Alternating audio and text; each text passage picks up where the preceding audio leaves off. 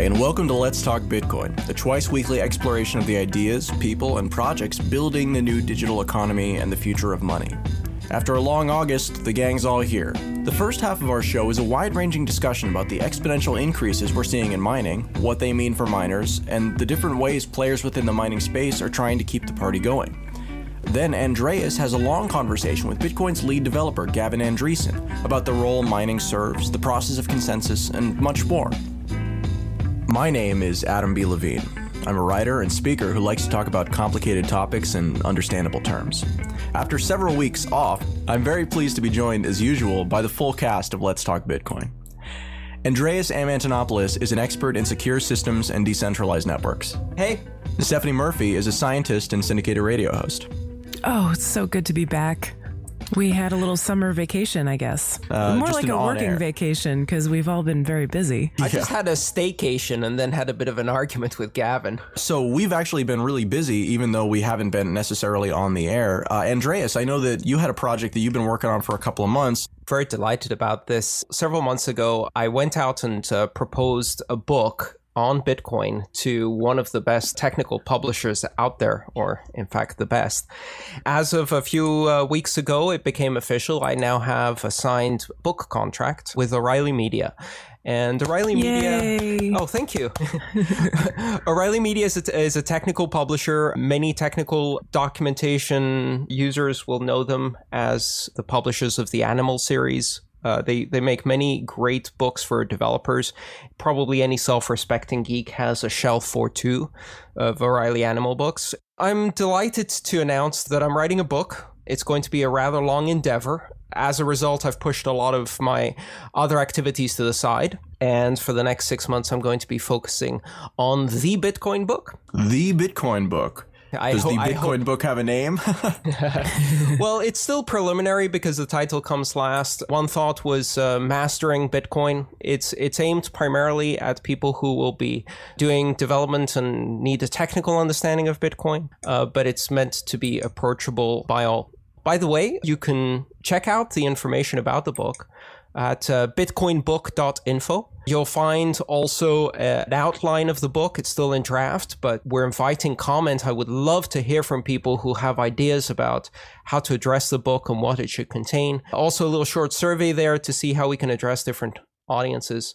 And so for at least the next 6 months, I'm going to scale back some of my other activities and focus on the book primarily. Of course, the Let's Talk Bitcoin show. And then I hope to be doing some consulting gigs on the side to pay my bills while I'm getting this book out. So that's another thing I'd like to get out there. Andreas, usually we give out my contact information. Is there contact information you'd like to give out for yourself? Oh, sure. Andreas at letstalkbitcoin.com. The book can be found at bitcoinbook.info. Oh, one other, I think, exciting announcement is that if all goes well, the book itself will be released under a Creative Commons license. That's cool. Yes, and then this is something that O'Reilly does occasionally, but not always. And I explicitly lobbied, if you like, for that. And that will make the book free to read and free to share for anyone.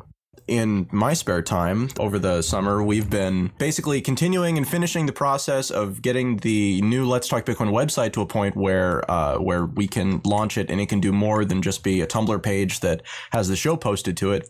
We've added a daily guest blog that I'm really excited about because we have some big names lined up to be writing some pieces for us, like a monthly column from Alan Reiner over at Armory Wallet, talking about the latest and greatest coming out of wallet applications. He's doing some really exciting work and is at the forefront of a lot of these technologies, like the fragmented backups, things like that. So I'm really excited to see what comes out of that. But just in general, the whole idea behind Let's Talk Bitcoin is to create a platform that smart people who have relevant and interesting and insightful things to say can have a place to in fact do that. Because a lot of people in this community are really smart, but there aren't that many places where you can actually have your voice be heard and have it be about the conversation. And so that's really what the focus is with the new website. We're releasing a new piece of content every day from generally a different different author. And we're a week in, and so far it's going really well. And also, I wanted to mention that I finally have help on the editorial side in a really meaningful capacity from a friend of mine named George Ettinger, who's joined as a contributing editor for now, and he's going to become the managing editor of the website. If you haven't checked out the new letstalkbitcoin.com, make sure that you do. We also have a new newsletter that we've just started up yesterday. First issue came out, called The Weekly Bitcoin. You can visit that at theweeklybitcoin.com. Basically, it's our top 7 stories, not just from Let's Talk Bitcoin, but the favorites of the editors. We curate and then comment essentially, and then send it to you on Sunday mornings. There are lots of things coming out. I'll have more to talk about on this in a couple of weeks, but I'm very excited with the way things are going. We've gotten a great response. I was not involved in the website. I just saw it like everybody else recently. Immediately put it in my daily reading bookmarks and now visit it daily to get, some superb content. Adam, congratulations. It's really great. Thank you very much. Me too. I echo that. I'm really excited. It really matches the professional quality of what we're trying to do here with Let's Talk Bitcoin. And if people want to join the team and write for Let's Talk Bitcoin, do you have a way to do that? Right now, what I'm trying to do is I'm trying to build out maybe 60 different authors who we can work with on a regular basis. And you don't need to have experience to do this. You just really need to have something to say and a perspective that should be out there, but that isn't necessarily. One of the other things, I promise I'll get off this topic in just a second, but so we are run by tips and try to be run by tips. Right now, we're more run by sponsors than we are by tips. I wanted to take the opportunity with the website to try and push forward this idea that the people who consume the content, the people who read the articles or who listen to the shows, should be the ones who provide some sort of minimal payment for it. And the expectation isn't that everybody's going to do this. We're not talking about a paywall. We're talking about voluntary contributions from people who actually value the work. And so I was really excited because we had a piece from Mark Matthews that was released on, I believe it was Saturday's piece, that after 24 hours, he had received 11 tips totaling about 0.4 Bitcoin. So that's fantastic from my perspective, because it means that people who write for Let's Talk Bitcoin, even though they're writing for me for free and I get the traffic onto the platform, it means that they actually still get compensated by somebody, and it doesn't necessarily have to come out of my side. Because usually when you're running a site like this, it's really a battle between, trying to pay people what they deserve to be paid or what they feel like they want to be paid, or not paying them anything at all. There's never really been a middle ground. But with Bitcoin and these tip widgets, it really is allowing for that. And so every single article that's up there, and we published our 8th article today, has received at least 1 or 2 tips. And that, to me, is really, really exciting. I also usually toss in a tip, but they're receiving tips from people who aren't me too. So, again, the model could work, especially as we grow the audience. So, Stephanie, are you still doing pork therapy? What's going on with that? I guess we should back up the train. I'm on Let's Talk Bitcoin, but I'm also a part of 2 other podcasts. One is Free Talk Live. It's a podcast and a syndicated radio show, and I'm still doing that. And the other one is Pork Therapy, which used to be a live radio show, but I've changed it to podcast only. And I've been traveling a lot this summer, so that's going to be relaunching soon. All new podcast only content. So I'm really excited about that. But another thing I've been working on, getting up a website for my voiceover services. And if you've heard this show before, you've probably noticed occasionally we'll drop it in there that I make audiobooks, video narrations, short commercials, even things like phone greetings, or recently I got an offer to do an ASMR job, which is basically like people like to listen to these sound effects that kind of give them chills and help them fall asleep. Very interesting voiceover job. Anyway, so I do freelance voiceover work of all different kinds, and I've put up a website. It's called smvoice.info, so you can find my voiceover work at smvoice.info. Well, now that we've caught up with everybody's life outside of the show, let's jump right into our first topic. Since we've been out, I think that the network hash rate has just about doubled in the last month. Is that right? I know it's at least gone up 100 terahash. Yeah, that's about right. That number by itself sounds like, 100 terahashes. That's great. Well, what's a terahash? But in the context of mining, compared to where we were even 6 months ago, the whole network was less than 50 terahash, and now we're over 400 terahash. So remember, excuse me, 539. It went up another 100 since last week. Oh man, this is exactly what's happening here, is that as these ASICs are coming out, the amount of power that's going into the network is just exploding. And so people who even 2 months ago had a pretty good chunk of network hashing power suddenly are finding themselves with not much network hashing power at all. I don't know if it's not profitable yet for people who are buying this equipment, but for people who are still waiting on pre-orders from Butterfly Labs, oh my gosh, I can't even imagine how painful this has got to be. I mean, it really does seem like it's just going to be kind of a treadmill, an arms race to get the most out of your mining equipment and get your mining equipment as fast as possible before it inevitably becomes obsoleted in a couple months or weeks, you know. In September, apparently, you know, KNC Miner is going to start shipping their units, and there's going to be even more hashing power coming online. And they're anticipating in another 3 months after that there's going to be even more coming online because they're going to be releasing more powerful devices, and so are some other companies. So it seems like the sky's the limit at this point. It's going up really fast. I just pulled up some graphs of the total network hashing rate on the Bitcoin network, and I mean, it's going vertical, parabolic. Yeah. Yeah, I think this leads into something that I've been hearing a lot about recently in the Bitcoin world. People are really skeptical whether mining is going to be a profit center long term. You know, like, how can this possibly keep up? It's just, there's so much effort and so much money and so much hardware, so much brain power and talent going into making more powerful mining devices, ASICs. When is it going to stop? You know, is there ever going to be a point where people are really going to make back their returns and it's really going to be worth it to mine?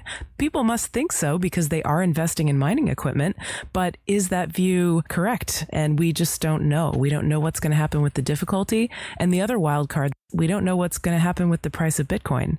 If you're looking to make back your investment in mining hardware by selling off the Bitcoins, is it only going to be worth it if you hold on to those Bitcoins until they're worth $1,000 a pop? Maybe. And will they ever get there? Maybe. We don't know. We do know some things. What we do know is that the difficulty will essentially balance out at difficulty level that is profitable for the majority of Bitcoin miners. And we know that because the difficulty level depends on the previous 2100 blocks hash rate. And therefore, if it's not profitable, then miners leave, and they keep leaving until it is profitable for more miners that are joining than miners that are leaving. And therefore, by definition, the difficulty will always reach an equilibrium level where it is profitable, at least for some miners, otherwise it would decrease. However, who are these miners, right? So the profitable for some miners may actually end up meaning it's profitable only for a tiny percentage of miners who have the very latest ASICs and the very cheapest electricity. For many of the people who have bought ASICs and don't have as cheap electricity, it's very difficult to break even or make a profit over the medium term. Does that make sense, though, that the difficulty adjusting means that it will always be profitable? That does make sense to me. But I also kind of wonder, like, if people are anticipating it will be profitable and then their expectation is not met. Like, I think that probably happens quite a bit, that there are more people who believe that they can make a profit at mining. And then once they try it, they can't. And so then they'll drop out or whatever. So the question there would be, they're anticipating it will be profitable with the rig they own at the time. and that's the part of the assumption that doesn't quite work out. Sure, it's going to be profitable for someone, but not this rig, not you, buddy. If the network is constantly moving towards an equilibrium, right, like any market, and it really is like a market force that's doing this, then it's going to be profitable for some people, but barely profitable, right? Most people, it's going to be barely profitable or barely unprofitable, right? I believe that's the definition of a healthy market. If it's vastly profitable for quite a few people, then that market should attract entrants to the point where it once again stabilizes at barely profitable. In fact, the idea that financial services should be anything more than barely profitable is a modern invention. It requires a lot of rent-seeking and bought politicians to achieve. Right. So that would come from a distorted market, which Absolutely. the Bitcoin mining is a free market or a freer market, right? And so there hopefully aren't as many of those distortions in there that are going to make it hugely profitable for some people and not for the rest. That's really interesting. There will exist very large internal differences in profitability based on exactly when you bought your mining gear and exactly which mining gear you bought. So on the aggregate, it's a perfect market. On the individual basis, it can be a rather painful market, though. I think that if we were talking about a normal market, then you might be right. But I do not think that mining can be considered an efficient market simply because so many people are buying hardware in advance without knowing what it's going to be like. For example, under your scenario where people turn off their mining hardware when it's not profitable to keep it on, that would work, except if I ordered my mining hardware 6 months ago and I just got it now. Then I have the choice of either completely not using my mining hardware whatsoever because it's not profitable, or turning it on because, hey, I bought it 6 months ago. What the hell else am I supposed to do with it? So again, if we were talking about a market where people placed orders and were ordering mining equipment based on projected profitability over the next couple of weeks, then yeah, you're right. It would have the ability to react to these changes. But I think that what we're going to find is that because so many people made this decision that they want to mine and they were going to invest in mining far in advance of ever receiving their equipment, that will not play out. I would be shocked if that played out. So there's one major inefficiency, which is the uncertainty, significant uncertainty in ordering and receiving your mining equipment. Then there's a second inefficiency, which is the delay that's caused by the 2100 block recalculation, because it takes 2 weeks for the network to adjust to a changing of the hashing capacity. And so therefore, if something happened today, it would take 2 weeks for the network to adjust. So there's a bit of a lag there. And that obviously leads to market inefficiency because it leads to overcorrection, undercorrection effects. You know, just like if you had a lag in your steering, or, you know, you're going to end up zigzagging all over the road. It's the same thing here. And the third one is the inefficiency of the price, because you have volatility, right? Which has almost become an obsolete topic. We don't talk about volatility because Bitcoin has been $100 for almost 5 months now. We still remember the days when, you know, Bitcoin was changing 30% a day. Those three inefficiencies, when you add them together, make for a very interesting and exciting market with very, very high risk. But it is an efficient market. It's just not a perfect market. You're right. I've been talking with a listener who has 1.4 terahashes on order from March from, I believe it's Butterfly Labs, but I'm not exactly sure if that's the manufacturer. Regardless, it's a large amount of hashing power, and he made a large investment in order to get it. And he's just been pulling out his hair. What's the conversion ratio of terahashes in Bush versus terahashes in hand, though? Yeah, right, exactly. The investment, I think, was somewhere in the range of probably $10,000 to $20,000 to get there. Yeah, 20,000 sounds on the low end for right, exactly. Well, that's the thing, is it has been getting cheaper over time. That's definitely true.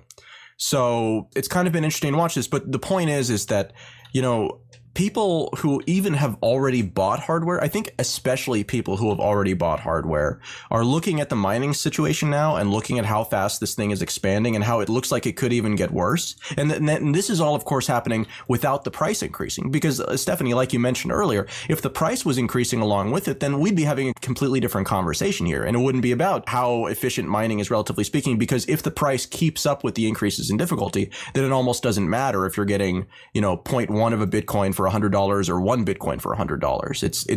It's just how does the math happen to work out for your particular equation? So what we've seen is a couple of different approaches to this problem from the actual companies that are making this equipment or that want to be in mining. One of the common approaches that we've seen, and I say common, although I don't think it actually exists yet, but what we've started seeing a lot of is this idea of cloud-based mining, where you don't own the hardware, you don't run the hardware. Instead, you invest, you buy a fixed amount of hashing power, or you buy a fixed amount of time on these mining rigs, and then you can take the profit from it without having any of the operating cost. And they take off usually, I think I've seen between 6% and 10% in terms of management fees. But beyond that, it's usually a one-time purchase. Do you guys think that this is a better way to mine than trying to invest into hardware, trying to instead find some fixed position essentially to invest in and then have it generate almost a dividend-like return? Or do you think that has the same problems that mining does? It solves some different problems than mining. I think it's one of a spectrum of services you're going to see. So ownership in mining gear, like ownership in servers, is going to occupy the spectrum from fully owned, where you buy the mining gear and you own it in your own location, to co-located, where you buy it and you put it in a data center that has cheap electricity and obviously some special requirements for mining. You could have hosted mining, where they provide the mining equipment and you rent it by the hour, or you could even have cloud mining. And then on the other end of the spectrum, you have entities like ASIC Miner, which essentially abstract the entire thing behind share ownership, and you just get a dividend. Where you pick your entry point in mining in this spectrum really is a matter of how much you want to abstract your profit from the actual source, which is the mining function. If you want to abstract it all the way, essentially you can just go out and buy $20,000 worth of Bitcoin. Wait for mining to trickle into the price of Bitcoin. And some people do that. Yeah, it's really interesting that now there's such a wide variety of options for people who want to somehow get into this world and participate in whatever, mining Bitcoins or creating the Bitcoin network or just investing in Bitcoins. Is investing in mining equipment going to be more profitable or make more sense for that particular individual than it would be to just buy Bitcoins? And that's a really interesting question. Maybe the answer is different for different people. It's different for different people, as well as different geographies based on the availability of electricity. It depends on their skill set and how much they want to use their own skills to gain an advantage of the market. If you're really a hardware geek, then you can probably squeeze out some more efficiencies out of a mining rig than someone who isn't. So, for some people, it's better to get right down in there in the hardware, and some will abstract it away into a data center in the cloud. Very similar to how people own servers. I'm still waiting for the solar-powered ASIC to come out. You're listening to Let's Talk Bitcoin, the premier audiocast providing news and insights that cover the rapidly evolving world of digital money. Our twice-weekly show include analysis of late-breaking news, updates on key technical, business, and regulatory issues, and in-depth interviews with the key people driving the new digital economy. Let's Talk Bitcoin offers sponsors an attractive way to reach a targeted and savvy audience. For more information, email sponsors at letstalkbitcoin.com. More than 300,000 users and counting trust blockchain.info. It's a Bitcoin wallet service and a wealth of Bitcoin information, and it's completely free to use. With a blockchain.info wallet, you'll get the convenience of a web wallet and the security of a desktop client. Blockchain.info is also a block explorer. You can use it to see Bitcoin transactions in real time, check the balance of any Bitcoin address, and view many handy Bitcoin charts, all for free. See what they have to offer today at blockchain.info. So there is another option that we've recently seen pop up. We talked in the past about KNC's miner protection statement. We kind of made a joke about it and then found out that they were actually very serious, that, they were going to have these 3-month development cycles that they would coordinate between various ASIC manufacturers. And all the ASIC manufacturers who are participating would develop for 3 months and then ship product for 3 months, and then develop for 3 months and ship product for 3 months, in an attempt to not be constantly flooding the market with so much hashing power that people who have just bought the newest hardware are being crowded out because so many people are in. The cloud mining is one way to go, but another way that we've seen people go now, a company called hashfast.com, which supposedly has some muscle behind it and some funding behind it, is selling pre-orders on a unit called the Baby Jet for $2.80 per gigahash. It's a 400 gigahash unit, costs about $5,600. They're planning on shipping these in September or October. But the thing of it is that with how fast the network is growing, spending $5,000 on a mining rig, well, that might not wind up being worth your time if the network continues to grow at exponential rates. So what they've done is they've put together their own miner protection program. And it says this: at HashFast, we understand that healthy, prosperous customers make for a healthy and prosperous company. We know that our customers are concerned about the rapid growth of the network hash rate, and we stand by our customers. We designed our silicon so efficiently per square millimeter. So anyways, if the Bitcoin network hash rate increases so that your Baby Jet doesn't generate more Bitcoins in 90 days than you paid for it, HashFast will give you additional ASICs. In fact, we will give you up to 400% more hashing capacity than the Baby Jet you purchased. Yes, that does mean if you don't make your money back in 90 days, we will increase your mining capacity up to 2 terahashes. And so basically the way that this works is that after 90 days, if you haven't made your Bitcoins back, then they send you enough equipment so that you will make your Bitcoins back and you get to keep all of the equipment. That's definitely another way to go about it, but that seems to imply that the cost of the equipment actually doesn't matter much at all. I mean, right? You mean to the manufacturer? I mean, to the manufacturer, yeah. I mean, if they're selling these units for $5,600, then that, and they're willing to give you four additional units if that first unit doesn't do the job for no additional cost. The cost of fabricating an ASIC is all in the setup. Once you get it out, the units really end up costing about as much as an equivalent-sized potato chip. That's the way they call it a wafer. Exactly. You had the situations, I don't know if you remember, about a decade ago, Intel was selling chips where they had, 3 different versions of the chips. And it was the exact same chip. and it had parts of the circuitry blown up on the smaller versions, so they wouldn't work. So, you know, I do remember this, yeah. They zapped out the cache, and then they zapped out half the bus or whatever. So they basically made it slower on purpose because it cost less to mess with the chip afterwards than to try and make a new one. I absolutely don't think it's an issue. You know, acquiring customers, acquiring fabrication facilities, then actually giving your customers extra chips really doesn't make any difference in cost. So this is why we've seen Butterfly Labs do a similar thing, except for them, it was a whole bunch of little chips and they gave like a serious discount on it or something like that. They had kind of a complicated system. I think it's really smart because essentially what it's saying is this is a way for a company to make a clearance sale sound like a customer advantage. What they're saying is if we fail in our predictions for the hashing rate and we have to increase it by 400%, at that point we have all of this old stock we need to get rid of that nobody's going to buy because it's 400% less than what it should be. So let's make an agreement to make it look like a great idea when we offload it all onto our existing customers. Okay, I'm being a bit cynical, but the point is, this is also one way for a customer to get some guarantee, but it's also a way for a company to hedge their bets on inventory, because from their perspective, taking a bet on future hash rate is just as dangerous as it is for the customer. Well, those bets we've seen, they're really all over the place. So one of the cloud manufacturers that I spoke to is anticipating a 60% increase month on month of hashing power over the next 2 years. And the other one that I talked to actually said that they're using the 100% number, that it's going to be the hashing power will double every month for the next 2 years in order to project out what people will earn from their service. So, I mean, those numbers are crazy. They're even crazier than what we're actually seeing now in practice. So I really have no idea what the landscape is going to look like in even 6 months. Yeah, if they didn't think it made sense for them, they wouldn't do it. You know, so somebody thinks that that's a good idea and that'll make sense, and time will tell. I do think that a lot of people really do want that certainty, though. Like, they want that guarantee, like, yes, this is going to be profitable for me, or at least they want some assurance of that. And so I predict this is probably going to be a big seller, and maybe some other companies will get into offering the same thing as well. Over the long run, I think the general idea that if you buy a mining rig on your own, you're exposed to 100% of the risk.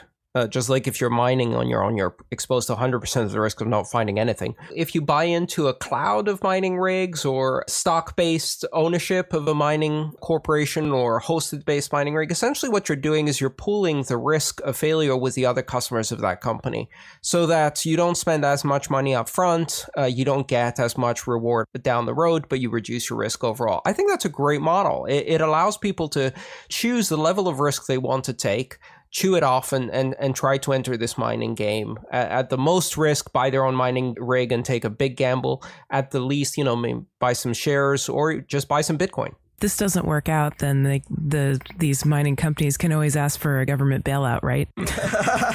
Just kidding. Just small enough to fail.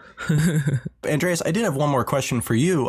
In the past, when we've talked about ASICs and how fast things are progressing, a lot of this is because the chip sizes are getting smaller. And this is actually not the chip size. It's the process size, right? When we talk about nanometers, we're not actually talking about really, really tiny chips. We're talking about that's almost the resolution of the process that they use to make them. Is that right? Yeah, that's correct. So with that in mind, in the past, you've said that there is no lower limit to how small these things can get. Is that really true? Can they actually get smaller than, 14 nanometer, than 10 nanometer? I mean, it seems like there has to be a practical limit. You know, people have been predicting the practical limit to Moore's Law for 30 years now, 40 years, and it basically hasn't arrived. If you're in this industry, you keep watching every 6 months for the article that predicts the end of physics in terms of being able to double the bandwidth, the data storage, or the compute capacity, and it never works out because in the meantime someone figures out a way to make it faster. If it's not silicon, it's going to be graphene, and that's another exciting one where you have an almost 100x increase in the frequencies that you can put through, so you can operate things at 400 gigahertz instead of 1 gigahertz. You can also put through a lot less power and get the same computing capacity. Really, there's two efficiency curves you have to think of. The first one is the efficiency of computing a SHA-256. And if you do it on your own computer, that's not going to be very efficient. Let's say, for example, you write a Python 256 SHA. I did that. I was getting 100 kilohashes per second. Right? That's about as slow as it can get.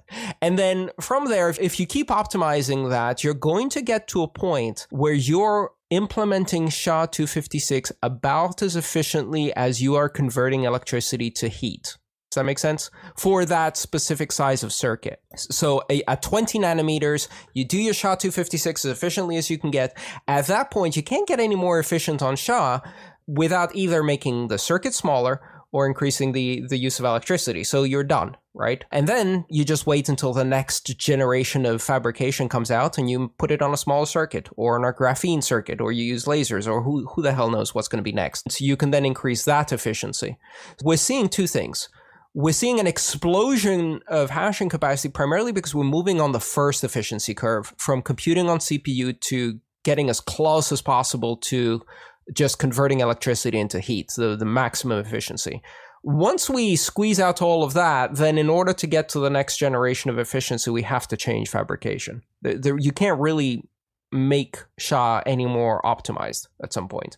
So there are practical limits. It's just that each practical limit applies to the specific process size. So like 28 nanometer has a practical limit, but it's a different practical limit than 24 nanometer. When you get to the smaller fabrication size, you almost double the capacity. Essentially, we're operating on Bitcoin's law, if you like, or Satoshi's law, which is we're doubling the terahashing power every 4 weeks, it seems. That's the transition to getting as close as possible to the efficiency of the current silicon. Once we wring that out, then we're down to Moore's law, because the silicon itself operates with Moore's law. So we're not going to go faster than Moore's law. We're going faster than Moore's law now because we're catching up right down to the silicon. Once we get there, and it's all ASICs, you can't really make it faster unless you go to a smaller fabrication process. I was thinking about this, and it seems like there is an inefficiency in Moore's law, because with Moore's law, you go through these sort of, the development cycle is the development cycle, but at the end of it, you have a chip that essentially nobody can use yet efficiently because the software hasn't been designed yet or hasn't been improved yet to be able to take advantage of these greater speeds in a lot of circumstances. But with Bitcoin mining, that's actually not present at all because we're only doing this one algorithm for mining. It's already as efficient as it can be. So it means that as fast as you can pump out new generations of hardware, you can also use those without having that development latency where the software has to catch up to the hardware. I think what you're hinting at, the software for mining is what we'd call highly parallelizable in computer science terms, in that you can take the same problem and you can break it up either between multiple miners, or you can break it up between multiple cores on a CPU, or between multiple SHA engines on a chip. So to become more efficient, you just start sticking more SHA engines. Now, the mining problem is such that you can break it into 1 billion little SHA engines or 100 billion little SHA engines, and each can do meaningful contribution. Your email application or your web browsing, if you had, instead of 4 processors on your laptop, you had 150 processors on your laptop, it takes a lot of smart programming to make your web browser more efficient by splitting it into 150 processors. Whereas with mining, it's trivial to do that. So I think that's what you're hinting at, is that more and more cores, whether those are general processing cores or SHA-256 mining cores, works well for SHA, doesn't work well for general desktop computing. So you see much more efficient use of the processor. I just want to say this was a really interesting physics lesson. In the past several weeks, we've been talking about ASIC efficiency and whether ASICs lead to unnecessary centralization or unwanted centralization, which has been a concern. First expressed by Dan Kaminsky, who said that the proof-of-work algorithm would have to change before the end of the year, and that led to some interesting conversations here at Let's Talk Bitcoin. During those conversations, Gavin Andresen, who is the lead developer and chief scientist of the Bitcoin Foundation, jumped in and objected to some of the statements I had made on the air and disagreed. So we invited him over for an interview, had a chat about how ASICs affect mining difficulty and whether they create a situation of unwanted centralization.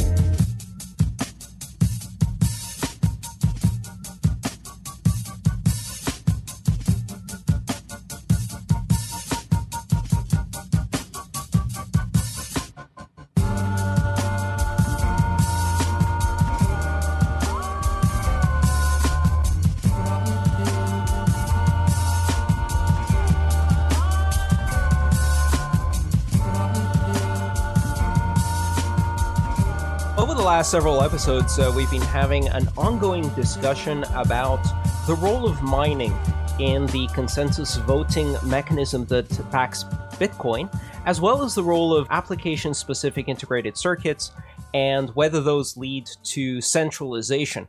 So in response to some of that discussion, we had a really interesting back and forth on Reddit, and I've invited Gavin Andresen, Chief Scientist of the Bitcoin Foundation, as well as, of course, the lead developer for Bitcoin, for a little conversation about mining, consensus, and ASICs.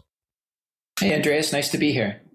Thank you so much for taking the time. It's really great to have you on the show and quite an honor. Let's dive right in. What is the role of mining and the voting process or consensus process in making decisions about the future of Bitcoin?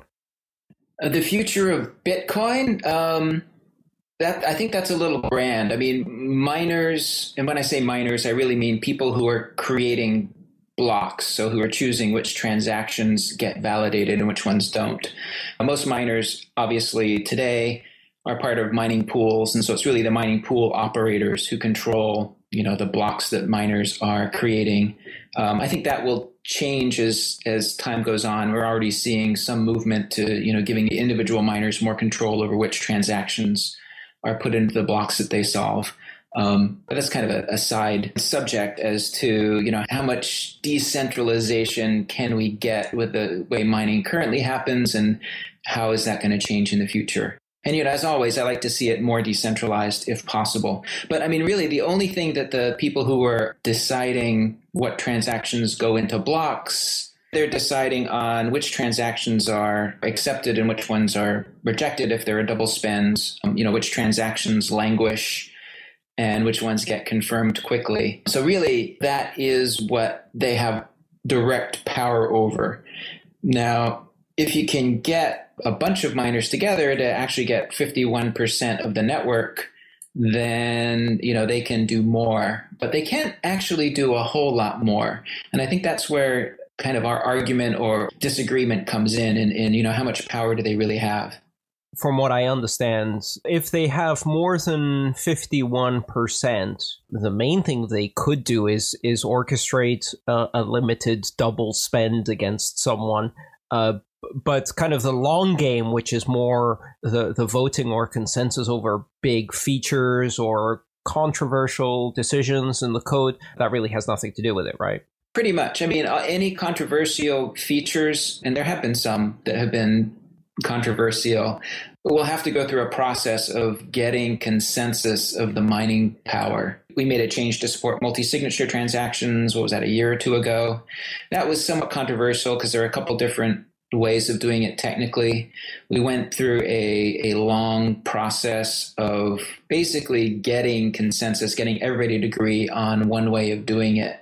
And once it became clear that, a majority of people, well, more than a majority, a supermajority of people agreed on, this is the way we're going to go, then there's a very strong incentive for everybody to come along and do it. So, it's even more than, just getting a simple majority. You really do need kind of overwhelming consensus that, this is the right thing to do. And there have been less controversial changes that have been rolled out that, nobody's really batted an eyelash at, that have gone through the same process. And we're actually in the middle of that right now with, the fix to the blockchain fork that happened back in March. We're actually in the middle of a hard fork that will fork off old both miners and merchants, any miners or merchants that haven't upgraded to the 0.8 release. We actually haven't hit the fork yet. And that was a non-controversial thing to do because, there was a bug, it has to be fixed. Everybody realizes it's a bug, it has to be fixed. And so, it's really easy to get consensus on a change like that. Any change that's controversial, and I think the next change I think that's going to be controversial that I'm going to be pushing for is increasing the block size.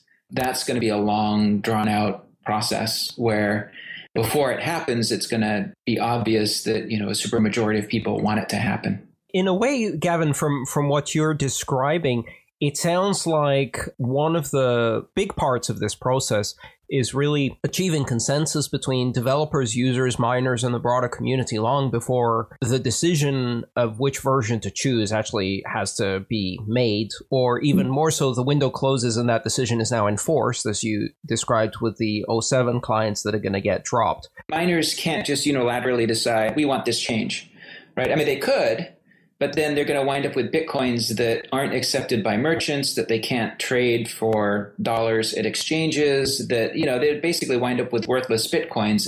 It does the miners no good if the only people they can trade their Bitcoins with are other miners. So you really do need, this consensus between, not just the miners, but miners and merchants and users and, pretty much everybody in the Bitcoin ecosystem. At a macro level, that's really the confidence, essentially, behind the currency is the same as the confidence behind the code, the network, the developers, the miners, the entire system, right? You have to have confidence in the whole thing. Exactly, yeah. And compatibility between different implementations. As Bitcoin grows, it will become harder to get consensus just because it's bigger and there are more people involved. Now, we've clarified that the 51% really has very little to do with this particular thing. That's really a corner case of a double spend scenario. But if we took the theoretical scenario, this is completely hypothetical, but I just want to understand from a technical perspective how it would work. If the ASIC concentration, if you like, the fact that ASICs allow much more efficient discovery of blocks, and because there's limited supply at the moment, this is driving concentration of mining to at least a smaller subset of the overall population than if everybody could CPU mine. If an adversary or a party that had interest not in gaining from Bitcoin but in stopping it was able to take a substantial proportion of the hashing of the network and then just pull out, does that not create a dangerous scenario for resetting the difficulty, for achieving consensus, or for sustaining Bitcoin? Possibly. I mean, I'm really not worried about ASICs. I know Jeff Garzik, another core developer, has been tweeting with the hashtag not worried about ASICs. The marginal cost of producing an extra ASIC once you've actually got the design and gone through tape out and all the other hardware stuff is like $1. So, this is why we're starting to see, a flood of ASICs from these companies. And we're seeing, prices plummet as we get competition happening. And so, if it costs you $1 to get a mining ASIC, it suddenly seems not such a big barrier. And you can start to imagine, maybe these ASICs are just going to be ubiquitous and will be everywhere. And we'll be, right back to, I don't even need to buy a laptop to mine Bitcoin. I can just buy a little dongle that it maybe attaches to my cell phone to mine Bitcoin or whatever. Who knows? That's why I'm really not worried about ASICs. I think we are in a time in Bitcoin's life where, theoretically, there could have been a ASIC company that cornered the market and decided to 51% attack Bitcoin. And, maybe governments will look back and say, gee, if only we could have killed it. But, we now have several ASIC manufacturers. I know there's been a lot of speculation about, there are only a certain number of state-of-the-art fabs in the world that can really produce the very best ASICs. And, isn't there a danger that they will control the world market for Bitcoin? And that seems like paranoid fantasy to me, too. I mean, those same fabs are what's producing all of our computers. And you haven't seen, the Chinese government try to corner the market on computer production. If they did, I think you'd see fabs built and spring up other parts of the world. So, again, I'm just not worried about it. I've been involved in Bitcoin since 2010, and there's always been a worry of what if a government does this or what if a government does that? And it hasn't happened yet, and I really don't expect it to happen. I think I have a lot of confidence in entrepreneurs moving quickly and creating great stuff a whole lot faster than these supposed enemies of Bitcoin can do. There's just so much energy and excitement and now money flowing into the Bitcoin world and Bitcoin startups that again, I'm just not worried. By the time governments figure out that Bitcoin really is as disruptive as they feared, it will be too late. So yeah, I'm not particularly worried about the government attack, more so just as overall trends. And in response to Dan Kaminsky's comment about the proof of work algorithm, I think the ASICs tend to centralize this function more so than algorithms such as script, where it may give less of an advantage to an ASIC. Do you see any worry about that perhaps there's not enough incentive for adoption as there would be if everybody could use their own CPU to do a bit of mining too? Yeah, I mean, again, I think we're going to see really cheap Bitcoin mining hardware, on the order of just a few dollars. So that's because again, yeah, if you can buy some mining hardware, or even better, if you can buy a space heater for your office that also mines Bitcoins, or a cell phone charger that plugs into the wall that also happens to have a little Bitcoin miner built in, maybe. Who knows? I don't know what innovative products entrepreneurs are going to come up with.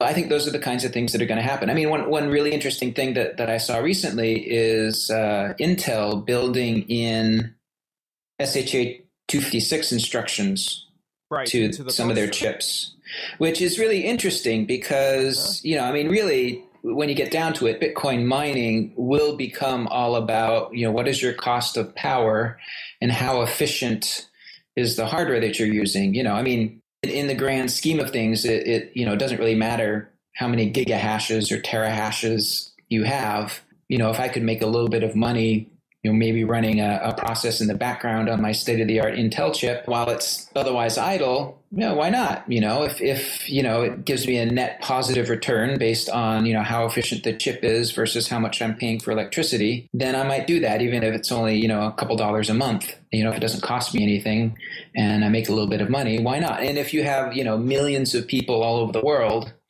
potentially billions of people all over the world doing that, then suddenly you have, this incredibly decentralized Bitcoin mining, even more decentralized than we have today. That would be ideal best case scenario, right? I mean, if everybody's getting, a few dollars worth of Bitcoins a month, that'd be a huge support to the Bitcoin economy, right? Everybody would have a few Bitcoins to spend after a year. So I don't know if that's going to happen. I can't predict the future. I'm a technological optimist. Again, I have a lot of faith in entrepreneurs. So, I think the future looks really bright. Fantastic. I would very much love to see some T-shirts with hashtag just not worried about ASICs. A very good, I think, insight from that particular discussion, at least for me, was the fact that eventually the difference in efficiency has kind of a marginal utility. At some point, you just get diminishing returns. You've got it down to 25 nanometers, and then what? SHA isn't a very complicated algorithm. You can only make it so efficient before you're essentially looking at the only difference between you and every other miner is how much your local electricity company charges. Exactly, yeah. I mean, and, there are countries in the world where electricity is subsidized. Those might become huge hotbeds of Bitcoin mining, although I don't know how long that would be sustainable for the government if they, are subsidizing the Bitcoin economy indirectly just through electricity prices.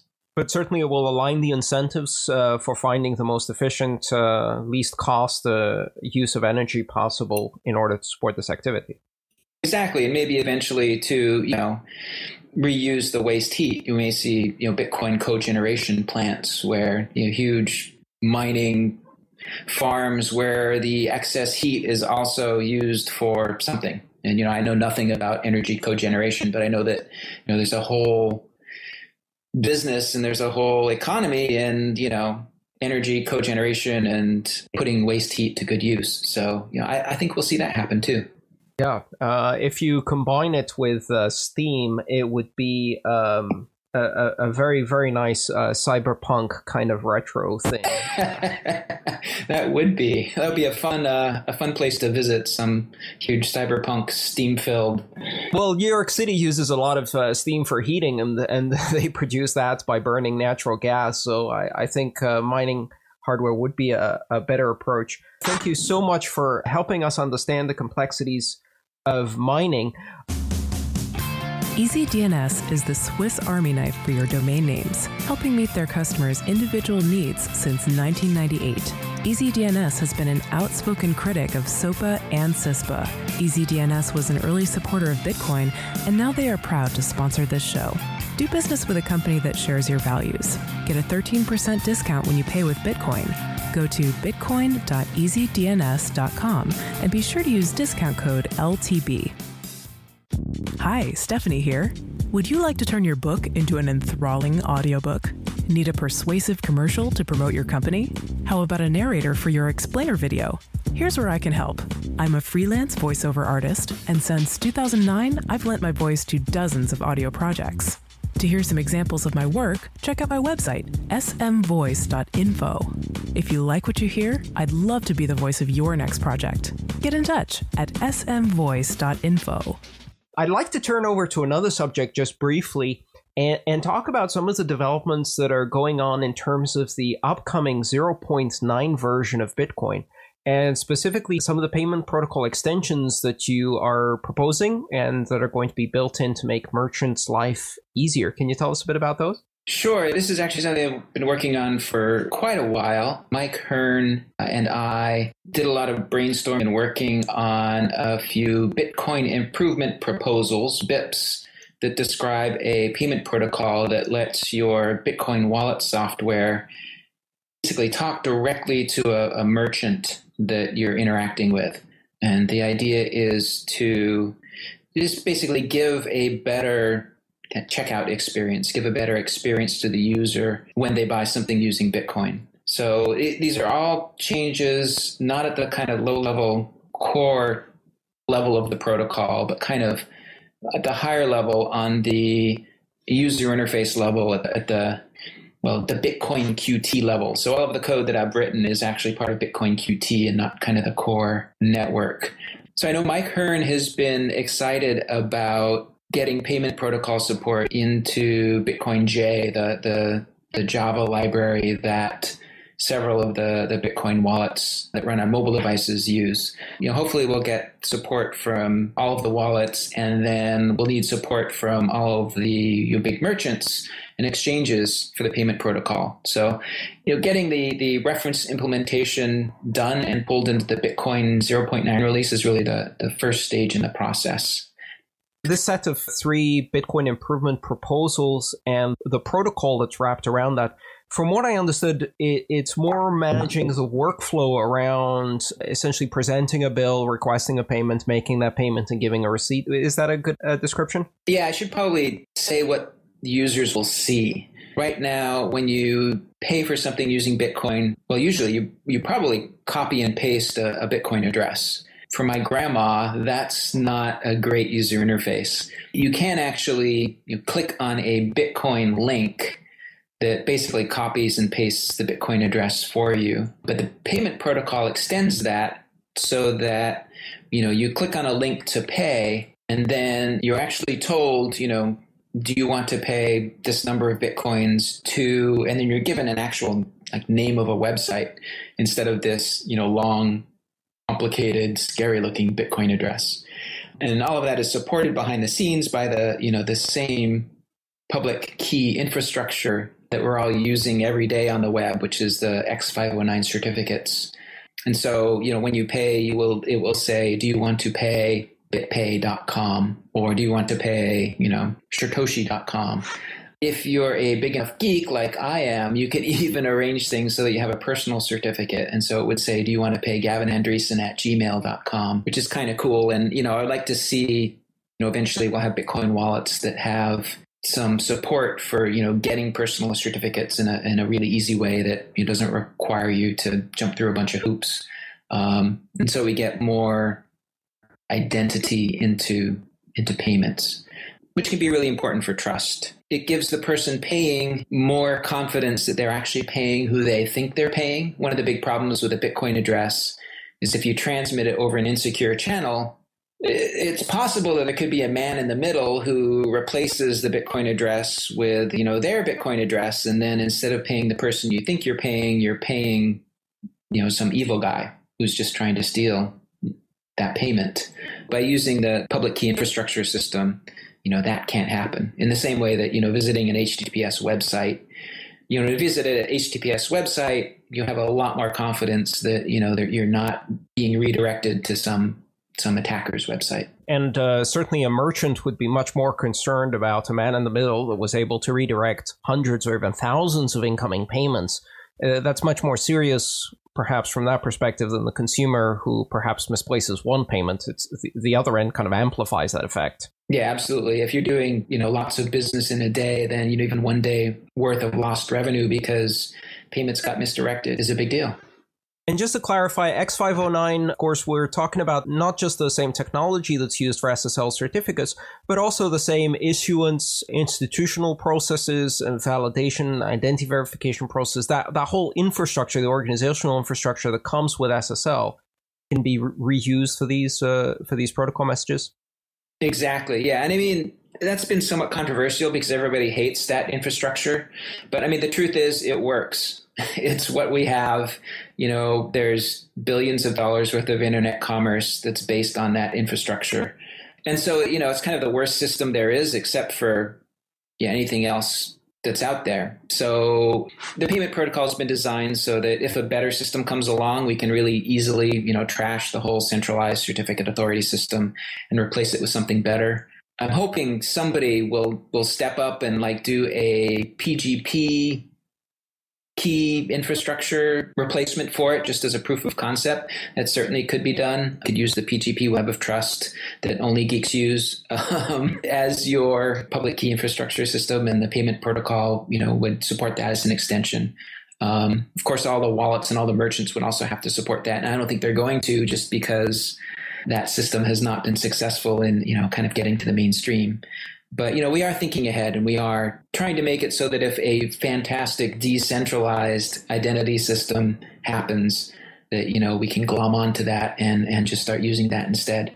Decentralized technologies are always preferable, when there are decentralized technologies that work. Sometimes the decentralized institutions are a big part of that. And just being able to go to someone like VeriSign or someone else and getting a personal certificate or company certificate, that having that infrastructure already there is pretty important. If we had to reinvent all of that, there's no way it would happen. That's just, too many years in the making to just junk all of that.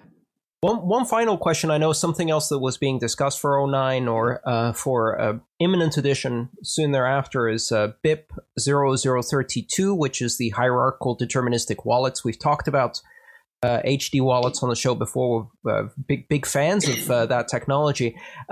Is that going in 09? And also, is that compatible with this new payment protocol? It's not going into 09. It's just working on the wallet code. That and the core code are really sensitive and dangerous. So, I think all of the core developers are a little bit wary of wading in there. You make a mistake and people lose money, and that's terrible. It will take a lot of thought and a lot of care. Redesigning the wallet is high on my personal wish list. Support of HD wallets would certainly be part of that. The payment protocol is kind of wallet agnostic. It doesn't really care what technology you're using for, generating where to send payments. And so it should be completely compatible with. Would feed its HD wallet based addresses in the requests and use both technologies with great synergy. Yeah, it actually doesn't have addresses inside of it. Everything's done in terms of kind of the lower level paid to scripts. Right. But yeah, essentially it's the same thing as addresses, just at a lower level, is so that more sophisticated versions of the payment protocol that kind of automatically generate payment addresses based on the payment information itself can happen. This is an idea. There's an academic paper by Timo Henke and I'm forgetting the other person's name, but they have a very interesting system for, generating really secure payments on doing some fancy elliptic curve encryption math on the actual data in the payment, which is really exciting and neat. And, payment protocol version 2 hopefully will support that, because that would be pretty nifty from a technological point of view. From the kind of user interface and customer's point of view, you won't notice any difference, whether it's an HD wallet, one of these fancy elliptic curve computed addresses, or a plain old just I generated 10,000 payment addresses and that's what I'm going to use on my web server kind of wallets. Just hope you're using a good random number generator, and everything else should be fine. Don't get me started on random number generators. With us today, we have Gavin Andresen, Chief Scientist of the Bitcoin Foundation and also lead developer of Bitcoin, who gave us some great information on ASICs mining and consensus voting, as well as the new payment protocols in 0.9. Gavin, thank you so much for joining us today. Oh, thanks for having me. I really am listening to the show. Well, that's a great honor, and we hope to have you back soon. Thank you. Thanks for listening to episode 36 of Let's Talk Bitcoin. Content for today's show is provided by Stephanie Murphy, Andreas M. Antonopoulos, and Gavin Andreessen. Music was provided by Jared Rubens. As always, comments about the production can go to Adam at letstalkbitcoin.com. You can read our daily blog at letstalkbitcoin.com. And you can participate in our listener subreddit at letstalkbitcoin.com/talk. See you next time.